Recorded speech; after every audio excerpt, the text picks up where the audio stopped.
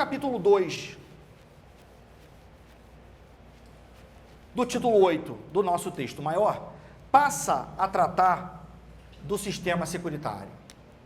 Ele passa a falar e tratar da famosa seguridade social. O conceito de seguridade social está no artigo 194, caput da Constituição.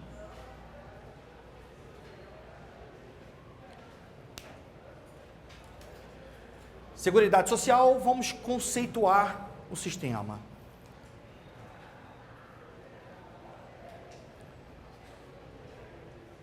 Isso está na apostila de vocês, tá? Quem quiser acompanhar, deixa eu dar uma olhadinha só na página. É só virar um pouquinho. Qual é a página? 5. Página 5, por favor, vê se tem aí embaixo conceituação, não tem? Tem, vamos lá. Quem quiser acompanha aí a conceituação do sistema securitário. O que diz o artigo 194, caput da Constituição? Todos aí? Podemos? Veja o conceito. Seguridade social é um conjunto integrado, grifem essa expressão integrado. Então, seguridade social é um conjunto integrado de ações, de iniciativa dos poderes públicos e de toda a sociedade, visando garantir direitos em relação a 3 ramos. Quais são os ramos que compõem o sistema securitário? Questão 45 da prova de vocês, afirmativa B de bola. Os ramos são saúde, assistência social e a nossa famosa previdência social. Saúde, assistência e previdência. De forma inacreditável, o grau de incidência dessa questão em prova é enorme. Quais são os ramos que compõem o sistema securitário? São eles saúde, assistência e previdência. Vamos não apenas decorar esse conceito, vamos entendê-lo, qual é a lógica de ser um conjunto integrado de ações. E aí, para exemplificar, eu vou usar um dos ramos, tá? Não vou ficar só em previdência, não. Vamos tratar um pouquinho aqui de saúde. Vamos lá. Quando a gente for estudar saúde daqui a um certo tempo, né, ainda na parte da manhã, a gente vai ver que uma das diretrizes da saúde é uma atividade integral priorizando atividades preventivas. A gente vai ver. E que uma das lógicas da saúde, a política social e econômica da saúde é reduzir doenças e outros agravos, podendo chegar talvez a um índice 0, né, de alguma doença aqui no país. Pergunta, qual o índice de paralisia infantil aqui no nosso país? 0. Como nós atingimos essa política para chegar ao índice 0 da saúde dessa doença aqui no país, que no caso é a paralisia infantil? O governo investe em medicamentos, o governo investe em estrutura, o governo investe em mão de obra e numa campanha publicitária belíssima que é o famoso Zé Gotinha, mundialmente conhecida essa campanha publicitária. Todos aqui conhecem a campanha do Zé Gotinha. Não adianta nada o governo fazer a parte dele, investir em estrutura, postos de saúde, mão de obra, medicamentos, sem que nós, papais e mamães, venhamos a levar nossos filhos em campanha de vacinação para que eles sejam vacinados. Então a gente percebe que para a gente chegar no objetivo final que o sistema securitário visa, seja na saúde, na assistência e previdência, todos nós temos que participar. Não basta o governo fazer a parte dele, nós temos que fazer a nossa parte. Então, se nós não fizermos, a gente não atinge o fim comum, que no caso da saúde é reduzir a doença, talvez chegando ao índice 0. Então, olha a importância de ser um conjunto de ações, mas não só o poder público atua, nós, sociedade, também temos que atuar. Então, esse é o conceito do sistema securitário.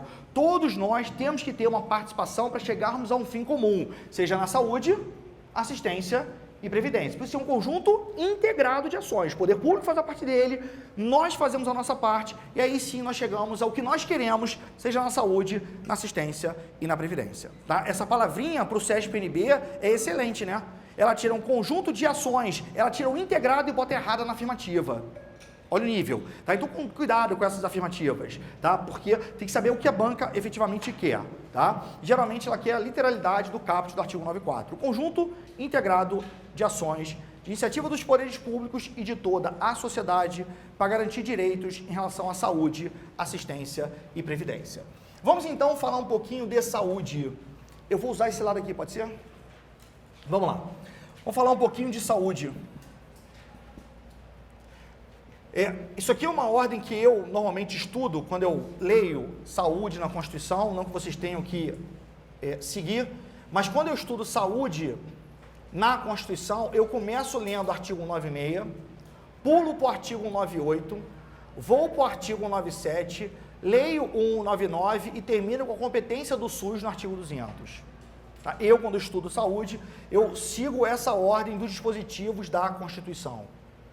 Vou do 96 ao 198, depois eu vou para o 97, volto, na verdade, para o 97, estudo o 99 e vou para o artigo 200.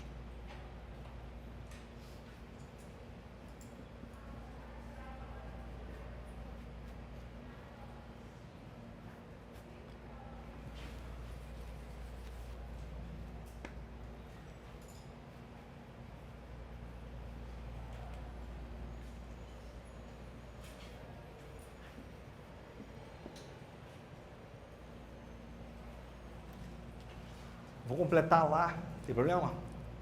Vamos lá.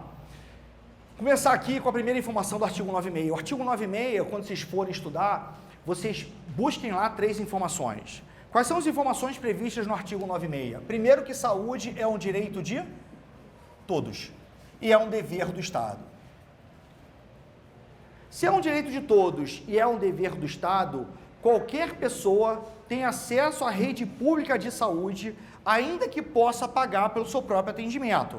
Então vamos imaginar que eu, no Rio, bebi mais do que eu deveria no final de semana, não respeitei a lei seca, estou errado, tá? Peguei meu carro, infelizmente tive uma batida de carro.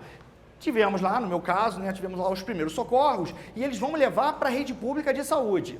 Ao chegar na rede pública de saúde, por exemplo, lá no Souza Aguiar, no Rio de Janeiro, o Souza Aguiar, os atendentes, negam atendimento, no meu caso particular, porque eu tenho uma riqueza pessoal a ponto de ter um plano de saúde, vamos imaginar assim. A pergunta é, pode isso ser feito? A resposta, nunca. Saúde é um direito de todos e é um dever do Estado. Qualquer pessoa tem acesso à rede pública de saúde, ainda que possa pagar pelo seu próprio atendimento. Então, é um direito de todos e é um dever do Estado, independentemente de contribuição.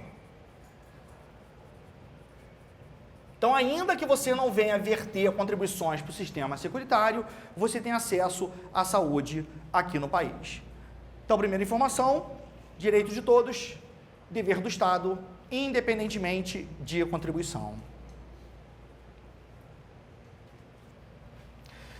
Além dessa informação de que a saúde é um direito de todos e é um dever do Estado, o artigo 96 trata da política da saúde. E a política da saúde é uma política de redução de doenças e outros agravos.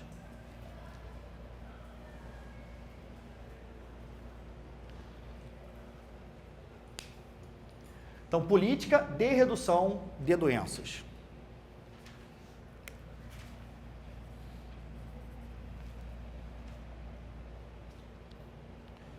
Daqui a pouquinho a gente vai chegar no artigo 198 e vai elencar as diretrizes da saúde. Uma delas é a atividade preventiva. É uma atividade integral, priorizando atividades preventivas. Qual é a lógica? Como é que eu atinjo uma política de redução de doença podendo chegar ao índice 0? Prevenindo a doença. Então, essa é a lógica. Eu não quero deixar que a doença chegue para eu atacar com atividades repressivas. Não é assim que funciona. Deixa eu dar um exemplo, outro exemplo sem ser a paralisia infantil. No Rio, nós temos vários surtos de dengue, principalmente no período do verão. O que o governo faz durante um ano inteiro? Fica tentando conscientizar a população, tem aquele agente de combate às endemias que vão de casas em casas para bater na porta e simplesmente falar, amigão, vamos dar uma ajuda, vamos lembrar do conceito do sistema securitário. Ele explica isso quando chega, né? Vamos lembrar do conceito do sistema securitário, vamos lembrar que todos nós temos que participar. As pessoas vão lá conscientizando o pessoal que tem aquele vazio em casa, não deixe acumular água, não deixe acumular água lá naquele pneu, lá no fundo da sua garagem. Então, a lógica é o governo atuar e nós atuarmos sempre preventivamente. Não deixar que, na verdade, a doença chegue para nós atacarmos com atividade repressiva, que senão a gente vai simplesmente perder essa guerra. Tá? A política é de redução de doenças. Como fazer isso? Prevenindo essa doença. Uma das diretrizes da saúde que a gente vai ver daqui a pouquinho. Tá bom? Então, a lógica é reduzir doenças. E a última informação é que é uma garantia constitucional o acesso universal e igualitário a todos.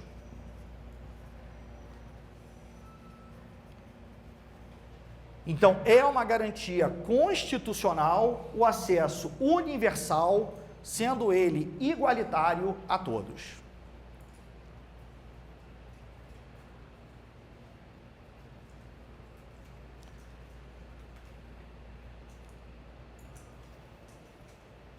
Perfeito? Então vamos lá, vamos só revisar. Artigo 96, 3 informações. Saúde como direito de todos. Segunda informação, política de redução de doenças e outros agravos. E é uma garantia constitucional o acesso universal e igualitário a todos. O que quer dizer isso? O meu atendimento na rede pública de saúde tem que ser idêntico a de um mendigo. Porque o acesso é igualitário a todos. É absolutamente um tratamento isonômico entre as pessoas tuteladas pela saúde no país. Acesso para todos de maneira igual. Acesso universal e igualitário a todos. Vou pular o 97, pela ordem da redação da Constituição, e eu vou para o 98. E lá no artigo 98, nós entendemos a formação do SUS. O artigo 98 fala que ações na área de saúde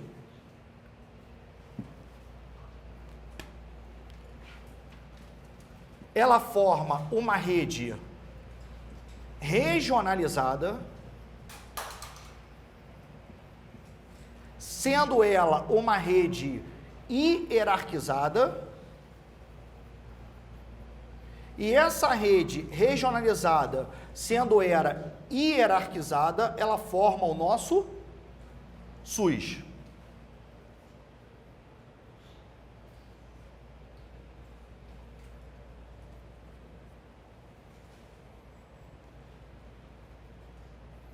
Rede regionalizada e hierarquizada, formando o nosso SUS.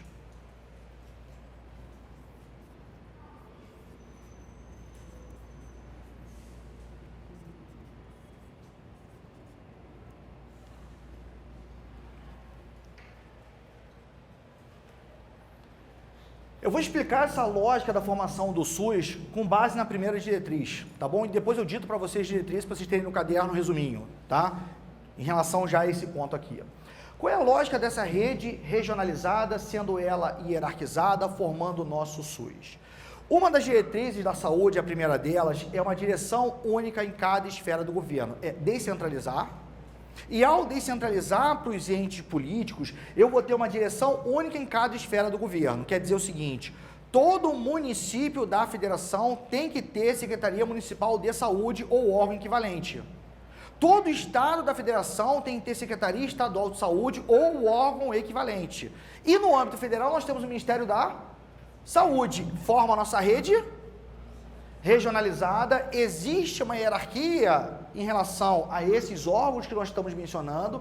E essa regionalização com uma rede hierárquica forma o nosso SUS. Então a gente interpreta essa formação com a primeira diretriz. Qual é a diretriz? Primeiro, descentraliza. Eu não fico concentrado apenas na União. Eu vou descentralizar entre os entes políticos. Então o Estado vai fazer a sua parte, os municípios vão fazer a sua parte, cada qual com a sua atribuição. Essa é a lógica. Então cada esfera de governo tem uma direção única. Então cada esfera de governo é obrigada a ter uma Secretaria de Saúde, seja municipal, seja estadual e no âmbito federal, o Ministério da Saúde. Viu a lógica do SUS? Então anotem aí, por favor, diretrizes, 2 pontos. Só para ter o resuminho já no caderno, né, para a leitura depois do final. Diretrizes. 1.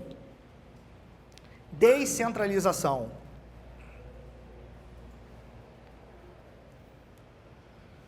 Puxa uma setinha do lado. Direção única.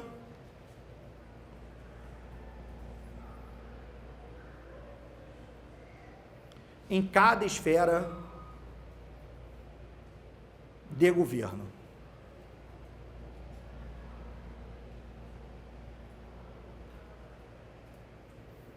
2. Atividade integral.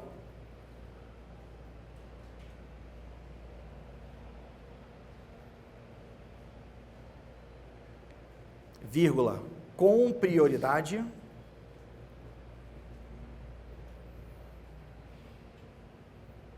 Para as atividades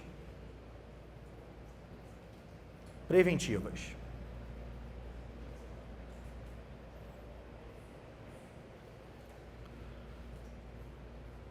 E 3, participação da comunidade.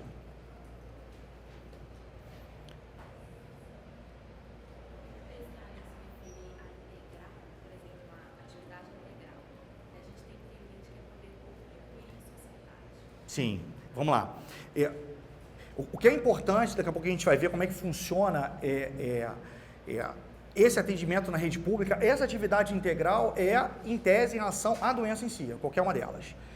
O poder público tem que atender a todos, seja qual for o infortúnio, seja qual for, nesse caso, a doença.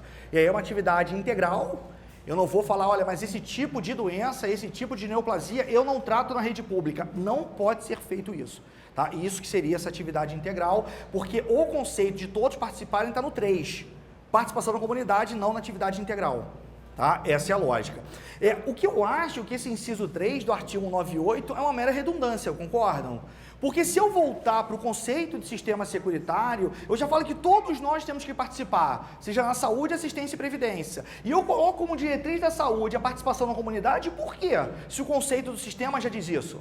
Tá? Lógico que para fim de prova, e agora é minha, tá? É diretriz da saúde a participação da comunidade. Infelizmente tem que saber, tá? Mas, no meu ponto de vista, o poder constituinte, ele escorregou. E na verdade não precisaria, ele foi redundante. O que ele é em vários momentos da Constituição. Pelo momento histórico, quando a Constituição foi feita em 88, a gente sai de um momento de ditadura, e aí a nossa Constituição é absolutamente prolixa, ela é muito analítica, muito mais do que deveria. Tá? Inclusive em matéria previdenciária. Tá? Acho um absurdo a gente ter o tratamento da Previdência na Constituição. Mas num país como o Brasil, sim, tem que ter.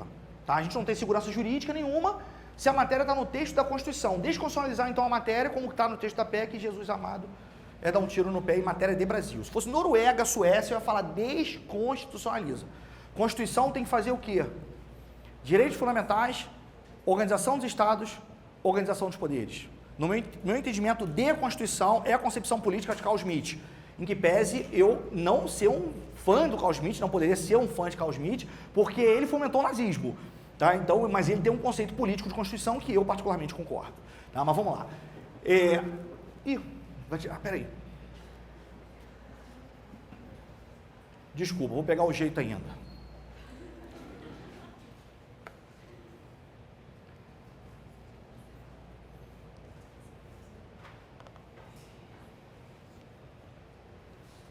Vamos lá.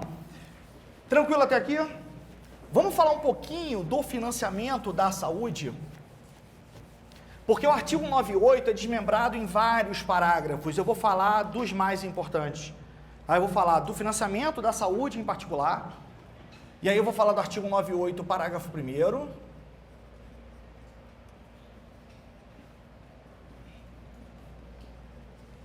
E depois vocês deem uma lidinha na parte dos demais parágrafos, principalmente naquela parte dos agentes de saúde, os agentes de combate às endemias, porque é uma daquelas filosofias que vocês já devem ter visto do professor Marcelo Sobral, ou vão ver em algum momento, que é uma das exceções ao princípio concursal, de você só poder ser aprovado em um cargo público por meio de concurso público. Um dos que fere esse princípio concursal, onde o processo seletivo é simplificado, é para esses caras aí. O agente de combate às endemias é uma exceção ao princípio concursal. Você faz um processo seletivo simplificado para eles, o regime jurídico é feito por uma lei federal, então tem toda uma regrinha, toda uma regra basilar nos parágrafos, aí vocês leiam. Tá? O que é importante para fins de prova, que cai demais, ainda é esse financiamento do sistema securitário, em particular da saúde. Como financia a saúde no país? Nós temos valores previstos no orçamento do próprio sistema securitário, da Seguridade Social. A gente vai falar um pouquinho de orçamento ainda hoje. Vamos explicar um pouquinho ali o orçamentário anual. Nós temos ainda recursos da União.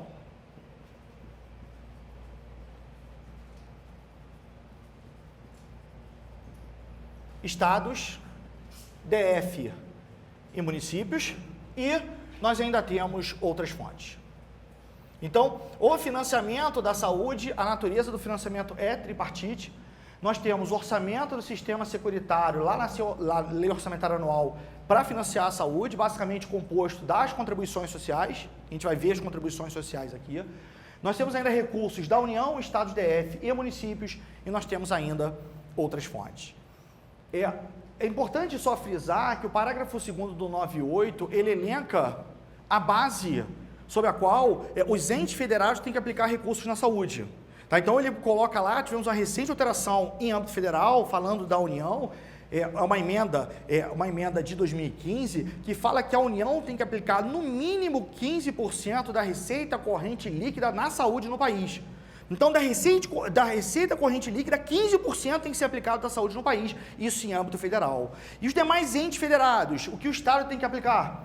O que o município tem que aplicar? É assunto de reserva de lei complementar. Tá? Então, quando vocês forem ler depois na Constituição, o parágrafo 3º, ele fala o que cabe à lei complementar. E aí, deem uma lidinha em relação ao que cabe à lei complementar. Exemplo, determinar quais são os percentuais que cada ente federado, estados, DF e municípios tem que aplicar na saúde no país.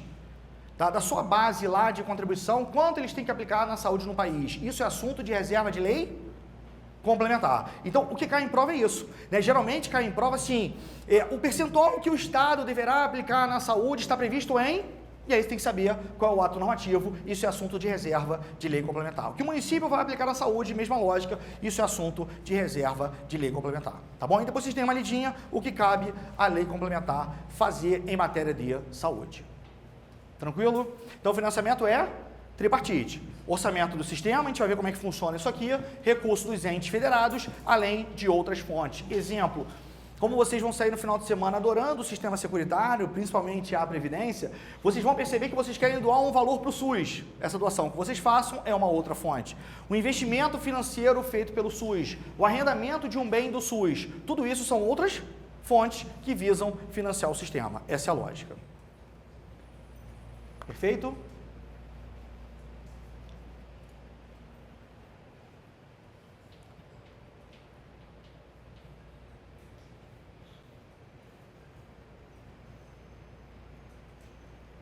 Vamos lá. Vamos agora voltar para o artigo 97, porque nós vamos conjugar o artigo 97 com o artigo 99.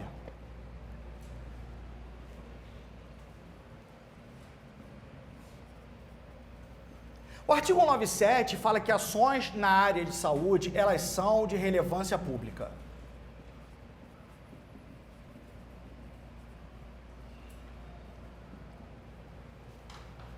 Então, o Poder Constituinte, ele só vem frisar que ações na área de saúde são de relevância pública.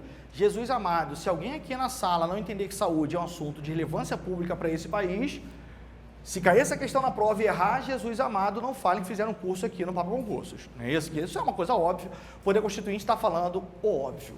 Só que o 97 não tem apenas essa informação. A grande pergunta é, apenas o poder público vai prestar o serviço na área de saúde aqui no país? Ou ele pode terceirizar esse serviço? A resposta é que pode terceirizar. Então, a lógica do artigo 97 é falar que é um assunto de relevância pública, podendo o poder público executar o serviço diretamente ou por meio de terceiros. Aí ele fala de profissionais liberais legalmente habilitados e pessoas jurídicas de direito privado. Por que eu, na verdade, não vou anotar essa informação no 97? Porque no artigo 199, o Poder Constituinte apenas ratifica a informação do 97. Ele vem e fala o seguinte, ações na área de saúde, elas são livres à iniciativa privada.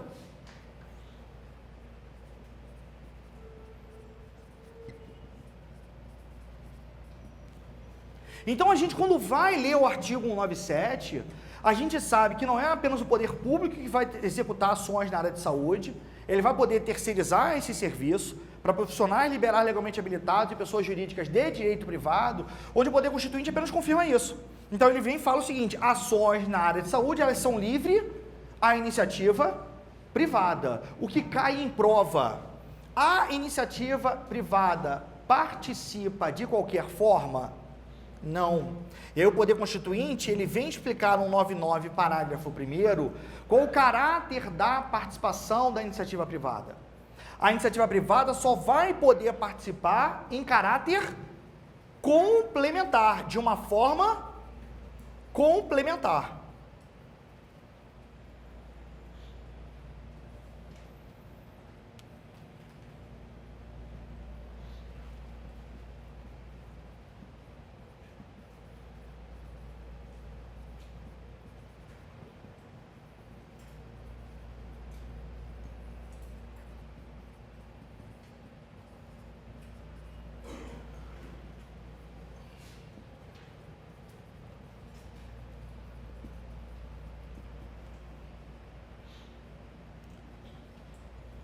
Vamos lá. Deixa eu explicar esse caráter complementar aqui, depois eu coloco aqui e explico essa prioridade aqui, ó, tá bom? Vamos lá. A lógica, quando você vai ler a lei que rege a saúde no país, a Lei 8080, é falar o seguinte: se o poder público conseguir atender a todos, que é utópico, não há que se falar em iniciativa privada participando da saúde no país. Ficou claro isso? Porque só vai participar de uma forma complementar. Isso que cai em prova. Como a iniciativa privada participa da saúde no país? Aí vai elencando um monte de situação. E a resposta é de uma forma complementar. Quer dizer, o poder público atendeu a todos, não há que se falar em iniciativa privada participando da saúde no país. Só vai participar em caráter complementar. E a pergunta é: pode uma pessoa jurídica de direito privado com finalidades lucrativas participar da saúde no país? Pode. Por que isso? Porque o poder constituinte apenas prioriza algumas entidades. Ele fala o seguinte: olha, para participar em caráter complementar, eu vou priorizar as entidades filantrópicas e sem fins lucrativos. Santas Casas. Então, priorizo para que elas participem da saúde no país. Agora, se elas também não conseguirem atender a todos, o que eu faço? Eu abro para que convênios sejam celebrados ou contratos de direito público sejam celebrados para que entidades com fins lucrativos participem, não há problema nenhum, não tem vedação. Então a pergunta da prova é: pode uma entidade privada com fins lucrativos participar da saúde no país? Resposta: sim. Sim, é apenas dada prioridade para as entidades filantrópicas e sem fins lucrativos. Já caiu em prova, a FCC ama isso aqui, ó. Tá? Então coloquem do lado aí, é dada prioridade e grifem isso, né? Apenas uma prioridade.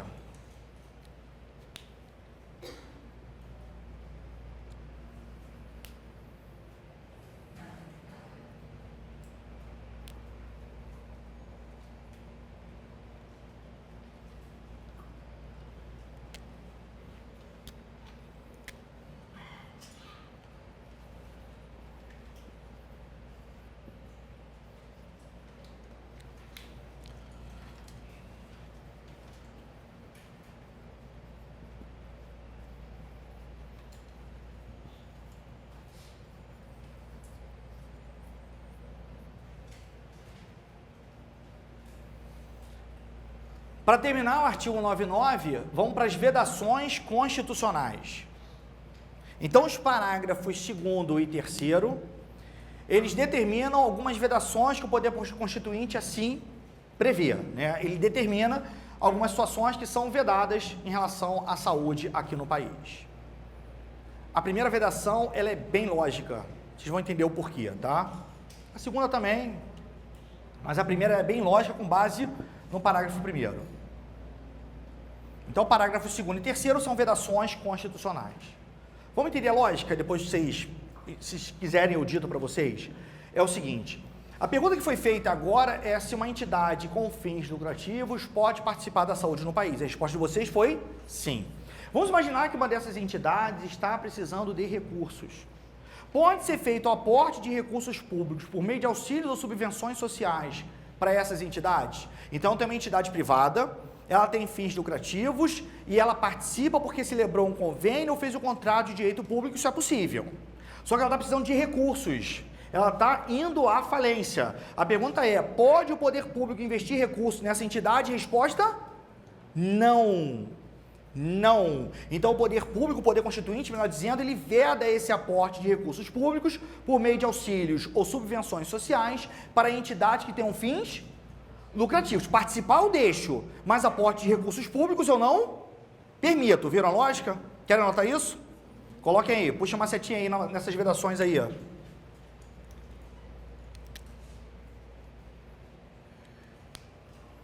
É vedado o aporte de recursos públicos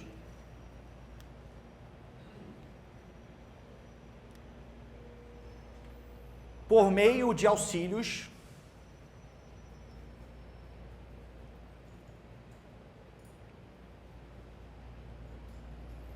ou subvenções sociais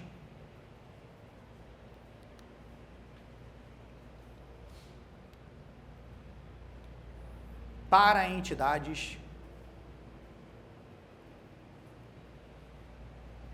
que possuam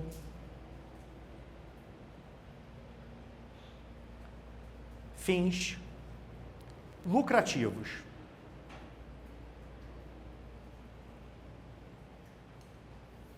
Então, só mais uma vez para resumir e consolidar. Entidade com fins lucrativos pode participar da saúde no país? Sim, sempre em caráter complementar. O que não pode é o aporte de recursos públicos para essas entidades. O poder público não vai poder conceder uma subvenção social para elas. Esse conceito de subvenções sociais é um conceito de transferência de recursos da 4.320/64. É uma matéria de direito financeiro, a gente não vai entrar nessa seara, tá? Mas é uma forma de transferência de recursos.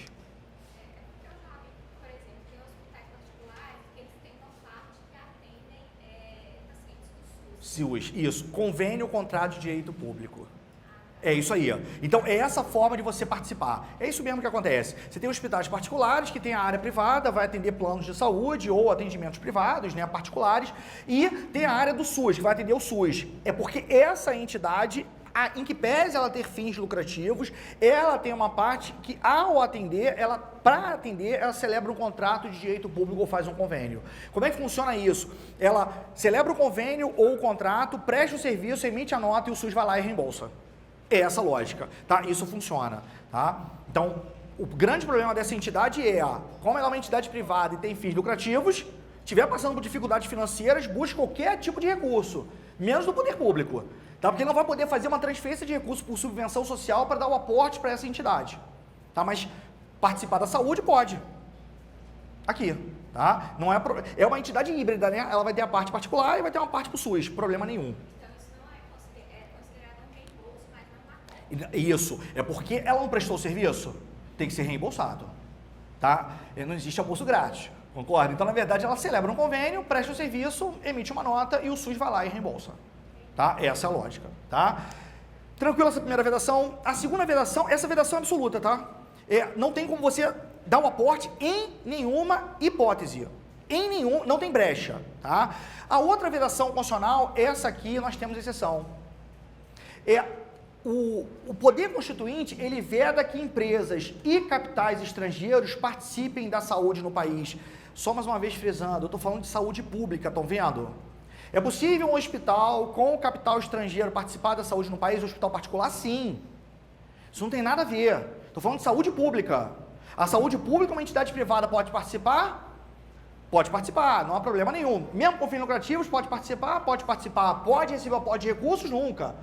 O problema é uma entidade, um capital estrangeiro participar da saúde pública no país, a regra é não, tá? Então coloque aí no caderno de vocês, é vedado que empresas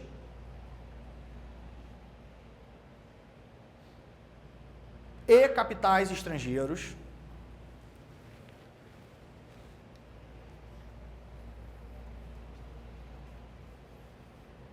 participem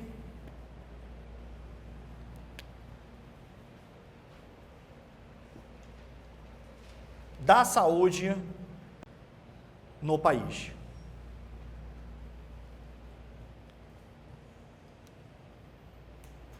Vírgula, salvo casos previstos em lei. Então, salvo casos previstos em lei. O que a gente percebe é que essa vedação não é absoluta. Então, se houver permissiva legal, não há problema nenhum de um recurso estrangeiro participar da saúde no país. Exemplo disso, a lei que regulamenta a saúde, a Lei 8080, fala que uma doação de organismo oficial internacional vinculado à ONU, ele é passível de ser utilizado na saúde no país. É um recurso público, é um recurso estrangeiro, vai ser concedido por uma organização internacional vinculada à ONU e isso pode ser utilizado na saúde aqui no país. Isso porque existe a permissiva legal. Existe uma lei permitindo esse capital estrangeiro participando da saúde no país. Se não tiver permissão da lei, não se utiliza, não são utilizados, não podem ser utilizados esses recursos. Estão vendo? Então, regra básica para fins de prova. É possível que o capital estrangeiro participe da saúde no país como regra básica? Não, salvo casos previstos em lei. Beleza? Só se a lei assim permitir. O artigo 200, só anotem no caderno de vocês, competências do SUS. Dificílimo cair em prova, não é para que vocês não tenham que ler, tem que ler, mas não percam tempo decorando os incisos, tá? São coisas básicas. Exemplo, formação de mão de obra na saúde, competência do SUS. Produção de medicamentos, imunobiológicos, hemoderivados, competência do SUS. Tá? Então, leitura en passant nos incisos que tratam das competências do Sistema Único de Saúde, artigo 200 da Constituição. Tá bom? Tranquilo, saúde? Vista a parte suja da decoreba, isso aqui é uma decorebinha, né? Isso aqui, infelizmente, não tem jeito, isso aqui é o resuminho, vocês têm que saber para fins de prova.